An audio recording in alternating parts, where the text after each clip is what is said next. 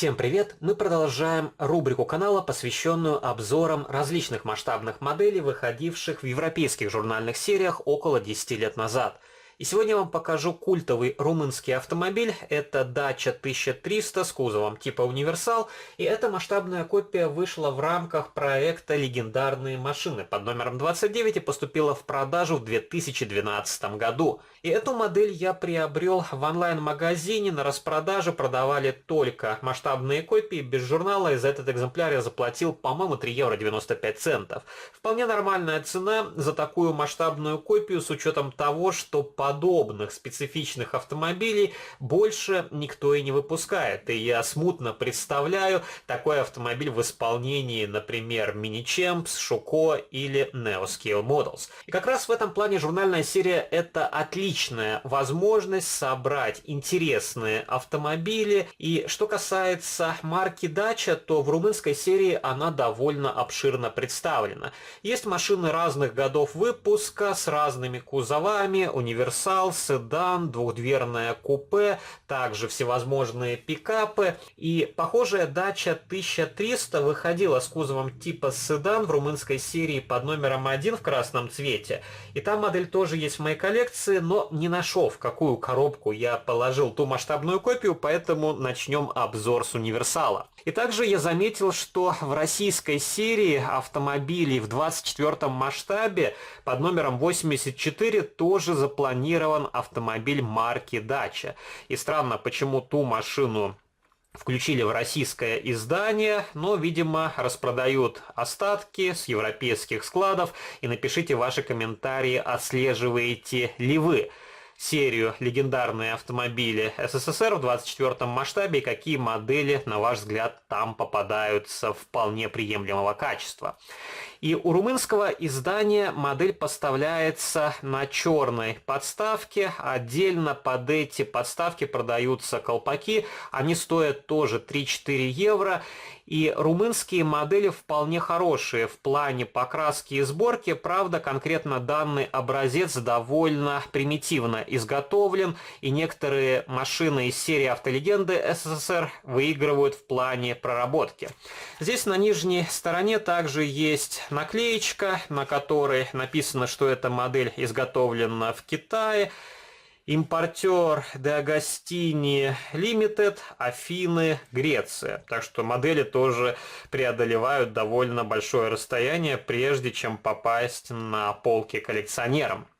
И похожий Dacia Универсал также выходил в рамках польской журнальной серии «Культовые автомобили».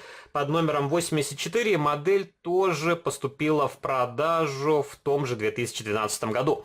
Правда, польский вариант был окрашен в ядовито-зеленый цвет, у него были другие регистрационные номерные знаки, колесные диски в хроме, и модель поставлялась без черной подставки.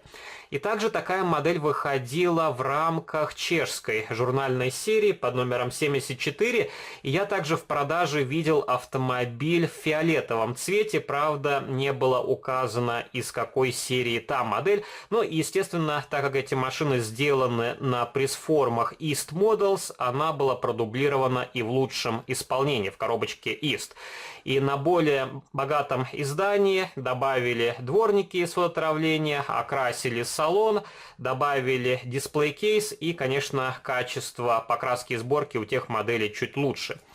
Если вы посмотрите на корпус, то он более-менее аккуратно покрашен, но на водительской двери есть какая-то вмятина. То ли это изношенная пресс-форма, то ли корпус упал и впоследствии его покрасили. Но здесь как раз также видно, что не очень аккуратно установлено боковое стекло. Дверные ручки на этой модели обозначены просто серебристой краской, покрашены не очень аккуратно, но издалека не сильно бросаются в глаза. Серебристой краской также обозначили лючок горловины бензобака. Плашка салона здесь из черного пластика, окрашенного в массе. При желании можно разобрать модель, покрасить эти элементы самостоятельно. Дворники здесь в хроме, установлены более-менее аккуратно. Также вполне хорошо получилось сделать оформление передней части. Окрасили решетку радиатора черным и серебристым цветом. Фары здесь имеют рассеиватели, но вид портят черные точечки. И я уже говорил, светотехнику на журнальных моделях нужно в идеале дорабатывать или заменять на что-то другое, а в таком виде оставлять их не очень желательно. Также здесь поворотники и габаритные огни просто обозначили разными красками. И эти детали отлиты вместе с передней частью автомобиля. Повторюсь, здесь установлены регистрационные номерные знаки, и такой вариант, на мой взгляд, более предпочтителен, нежели обычные таблички с надписью автомобиля, как на российских выпусках.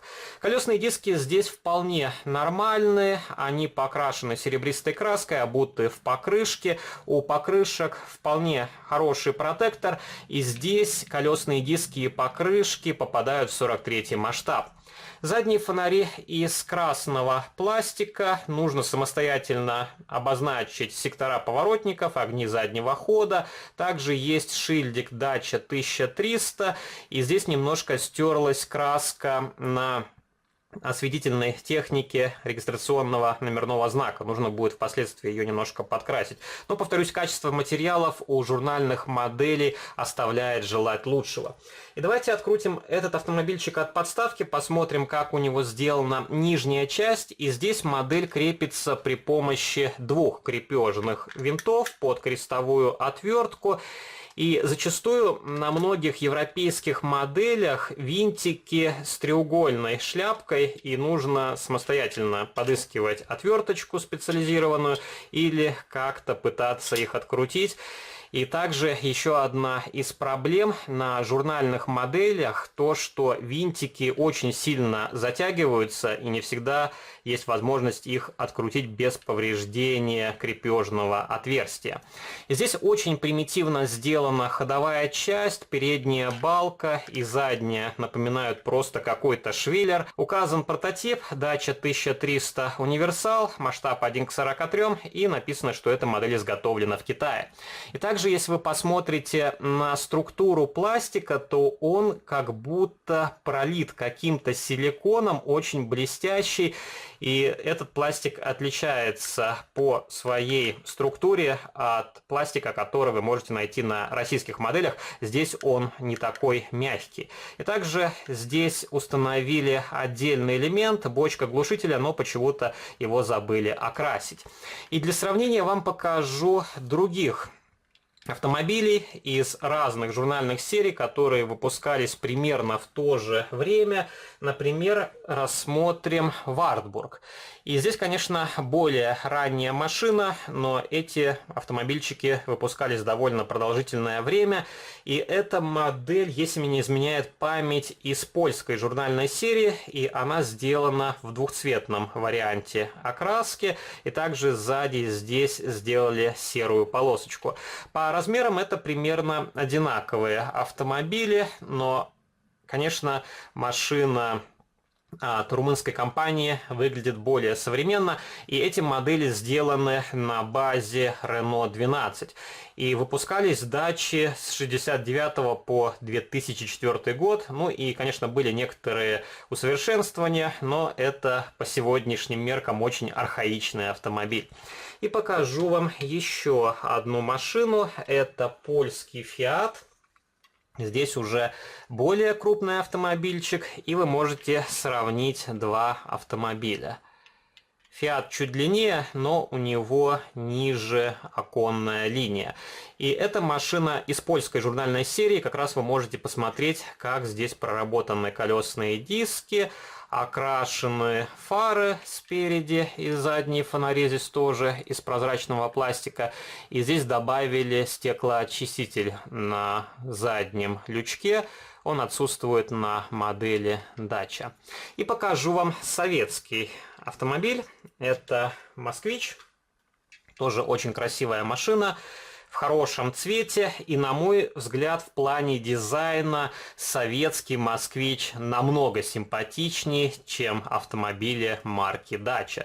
И вроде бы советский автопром никогда не отличался особой красотой, но есть машины, которые выглядят еще, скажем так, более просто и неказисто, и как раз это польские, румынские машины. И пишите ваши комментарии, какая из показанных мною моделей вам понравилась больше всего. Если вам понравился данный видеоролик, то не забывайте поддержать его лайком, вступайте в мои группы в социальных сетях ВКонтакте и Фейсбуке. Обязательно пишите в комментариях, хотите ли вы увидеть другие модели, которые выходили в рамках европейских журнальных серий. На моем канале у меня этих моделей довольно много, и при желании я могу на них чаще делать детальные видеообзоры. На сегодня это все. Увидимся в следующих видеороликах. До новых встреч. Пока.